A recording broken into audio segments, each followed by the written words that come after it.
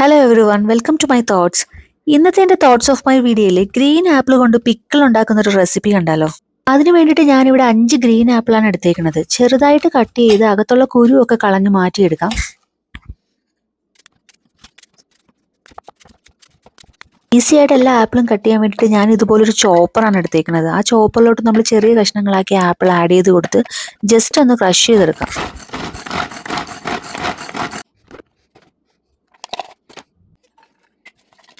ശരിക്കും ചോപ്പർ വെച്ച് കട്ട് ചെയ്ത് കഴിഞ്ഞാലും നമ്മൾ കത്തി വെച്ച് കട്ട് ചെയ്യുന്നത് പോലത്തെ ചെറിയ സ്ക്വയർ പീസസ് തന്നെയാണ് നമുക്ക് കിട്ടുന്നത്.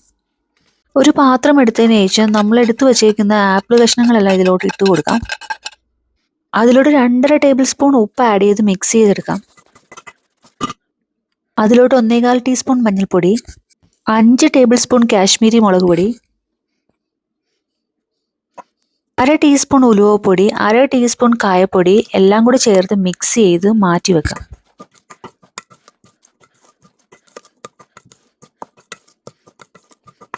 പിന്നെ നമുക്ക് ആവശ്യമായത് ഓരോ കൈയളവിനനുസരിച്ചുള്ള ഇഞ്ചിയും വെളുത്തുള്ളിയും പച്ചമുളകാണ്. നമ്മുടെ ടേസ്റ്റിനനുസരിച്ച് കുറയ്ക്കുകയും കൂട്ടുകയൊക്കെ ചെയ്യാം.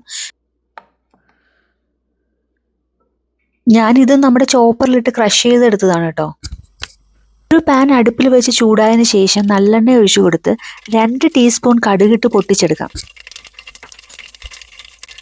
അതിലോട്ട് നമുക്ക് ചെറിയ കഷ്ണങ്ങളാക്കി ഇഞ്ചി ഇട്ട് ഒരു ചെറിയ ബ്രൗൺ കളർ ആവുന്നത് വരെ ഒന്ന് വഴറ്റിയെടുക്കാം.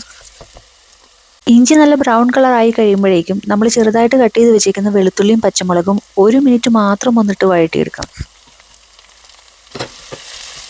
അതിലോട്ട് 1 ടീസ്പൂൺ മഞ്ഞൾപ്പൊടി കൂടെ ആഡ് ചെയ്ത് കൊടുക്കാം. എന്നിട്ട് നമ്മൾ നേരത്തെ മിക്സ് ചെയ്ത് വെച്ച ആപ്പിൾ കഷ്ണങ്ങൾ ഇട്ടതിന് ശേഷം 2 മിനിറ്റ് വഴറ്റി തീ ഓഫ് ചെയ്ത് അതേ പാത്രത്തിൽ തന്നെ വിനീഗറും 1/4 ടീസ്പൂൺ കായപ്പൊടി ഇട്ട് മിക്സ് ചെയ്തെടുക്കാം. വിനീഗർ ആഡ് ചെയ്യുന്ന സമയത്തും നമ്മുടെ പുളിയുടെ ടേസ്റ്റ് അനുസരിച്ച് വിനീഗർ കുറയ്ക്കുകയും കൂട്ടുകയൊക്കെ ചെയ്യാം. ചൂടാറിയതിന് ശേഷം നമുക്ക് നമ്മുടെ അച്ചാർ ഒരു കണ്ടെയ്നറിലോട്ട് മാറ്റി വെക്കാം. ഫ്രിഡ്ജിൽ വെച്ചോ അല്ലാതെയോ കേടുകൂടാതെ തന്നെ നമുക്ക് ടേസ്റ്റി ആയിട്ട് നമ്മുടെ അച്ചാർ ഉപയോഗിക്കാൻ പറ്റും. എൻ്റെ ആപ്പിൾ അച്ചാറിൻ്റെ റെസിപ്പി എല്ലാവർക്കും ഇഷ്ടമായെങ്കിൽ ഒന്ന് ട്രൈ ചെയ്ത് നോക്കണേ. അപ്പോൾ പിന്നെ ഞാൻ പോയി നല്ലതുപോലെ ചിന്തിച്ച് മറ്റൊരു തോട്ട്സ് ഓഫ് മൈ വീഡിയോയുമായിട്ട് വീണ്ടും വരാം.